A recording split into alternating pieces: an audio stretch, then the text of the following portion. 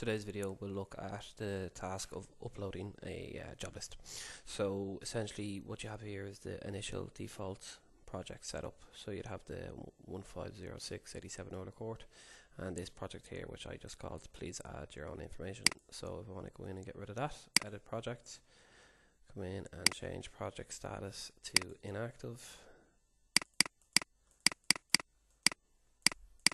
put in the client name, select save, that takes that project away. Similar with 87 Order Court, you come in and you just make it inactive or delete it.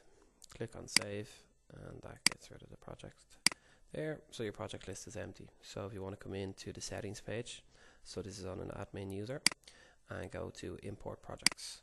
So you have to choose a file from your system. So if I want to choose a file, so I'm after picking job list here. So I just selected choose file and took it off the computer, and then I'm going to import projects. So just to give you an idea of what that file job list looks like, I open it up here. Here it is here in terms of my project number. Here it is for name, the name of the project, and then the client.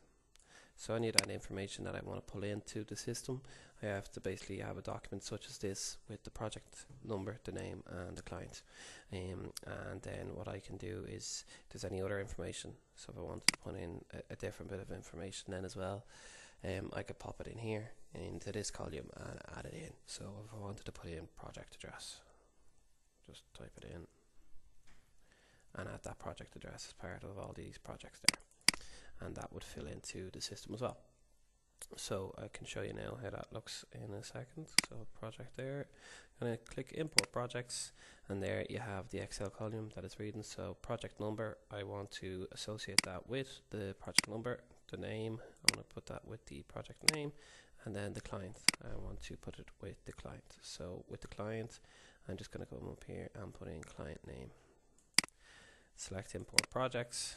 I'm not going to select previously delete previously import, and there you can see project name, project number, and the client name then as well. So I can then click into any of those projects and start to add information into those. So you can see I've only put in the project name and the client name. I can then put in a brief description of the information. So if I want to actually go back to my settings page, and then I'll also open up this Excel document, project address. I'm also going to put in a brief description.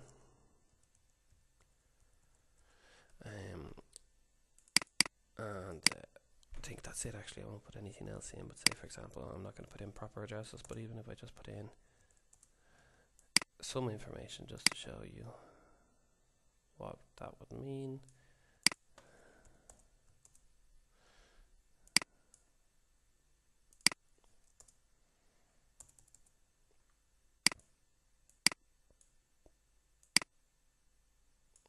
Right.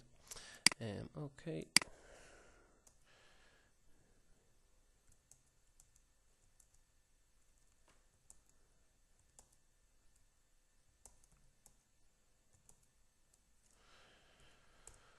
Okay, and a brief description.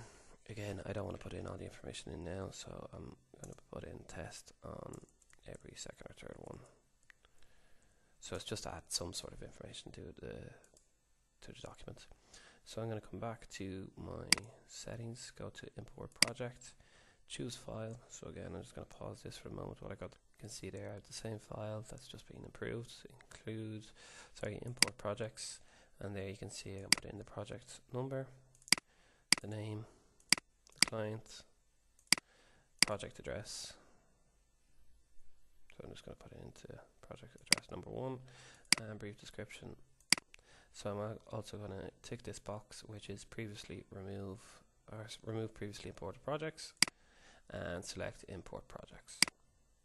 And that'll pop my information in. If I want to see where that information is there, you can see the brief description and the site address. Now if I want to see that on this page and also on this page, I go to my settings and I change the project overview. If I want to put in project address,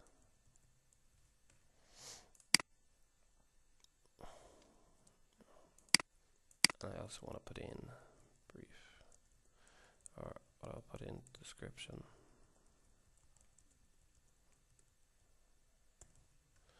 description of works.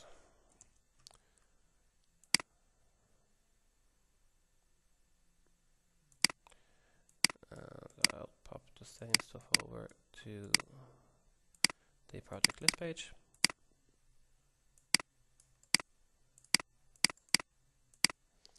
And put in the same thing, so project address. So I'm just going to put in site address.